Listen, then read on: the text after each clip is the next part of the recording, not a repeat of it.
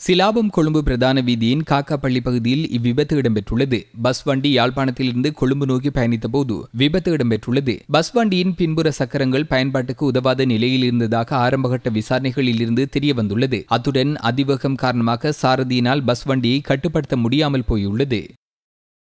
ஹம்பாந்தோட்டை மீயல்ல பகுதியில் இருந்து பேருவளைக்கு 9 எருமை மாடுகளை ஏற்றிச் சென்றபோது கொஸ்கொட போலீசாரால் கைப்பற்றப்பட்டுள்ளது. 2 சந்தேக நபர்களும் கைது செய்யப்பட்டனர். லொரியை சோதனையிட்ட போது அதிலிருந்து கைக்குண்டு ஒன்றும் கண்டெடுக்கப்பட்டுள்ளது. அவிசாவளியிலிருந்து கொழும்பு கோட்டை வரை பயணித்த ரயில் வண்டி கொஸ்கம அளுத் அம்பலம பகுதியில் வைத்து முச்சக்கர வண்டி ஒன்றுடன் மோதுண்டுள்ளது. முச்சக்கர வண்டியில் பயணித்த இருவர் காயமடைந்து வைத்தியசாலையில் அனுமதிக்கப்பட்டுள்ளனர். ஹெரோயின் மற்றும் ஐஸ் போதைப் பொருட்களுடன் சந்தேக நபர் ஒருவர் அக்மிமென வலகந்துவ பகுதியில் கைது செய்யப்பட்டார். அக்மிமென போலீசாருக்கு கிடைத்த தகவல் ஒன்றின் அடிப்படையில் முற்றுகையிடப்பட்டது. சந்தேக நபர் காலி சிறைச்சாலையில் பணியாற்றிய ஒருவர் என விசாரணைகளில் இருந்து தெரியவந்துள்ளது. ஹாலியல கெட்டவெல வீதி கால்வாய் ஒன்றிலிருந்து சடலம் ஒன்று கண்டெடுக்கப்பட்டுள்ளது. அத்துடன் ஹாலியல பண்டாரவளி வீதியின் ரயில் நிலையத்திற்கு சமீபமாக மற்றொருவரின் சடலம் கண்டெடுக்கப்பட்டுள்ளது.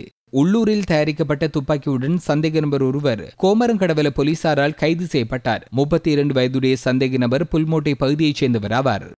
யாழ்ப்பாணம் பலாலி வீதியில் நிறுத்தப்பட்டிருந்த உளவு இயந்திரத்தில் மோட்டார் சைக்கிள் ஒன்று மோதியதில் மோட்டார் சைக்கிளில் பயணித்த நபர் படுகாயமடைந்து தெள்ளிப்பளை வைத்தியசாலையில் அனுமதிக்கப்பட்டதன் பின்னர் உயிரிழந்துள்ளார். இவர் வசாவிளான் பகுதியைச் சேர்ந்த 62 வயதுடைய நபர் ஆவார்.